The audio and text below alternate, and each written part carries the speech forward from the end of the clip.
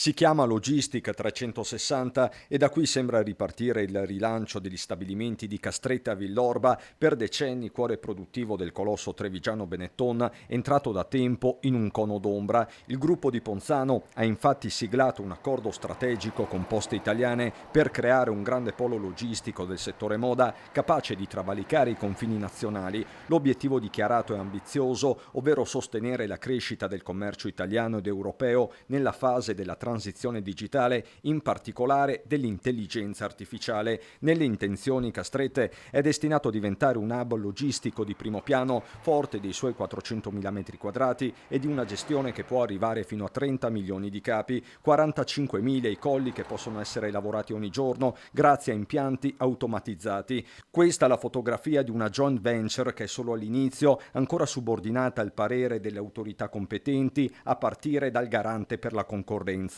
Del resto in campo c'è Edizione SPA, ovvero la holding della famiglia Benetton. Dettagli ulteriori non ci sono, né operativi né occupazionali. Se da un lato CGIL e Cisle parlano di una potenziale opportunità, dall'altro prevale decisamente la cautela. Noi non esprimiamo al momento alcun giudizio in quanto non conosciamo i contenuti dell'intesa.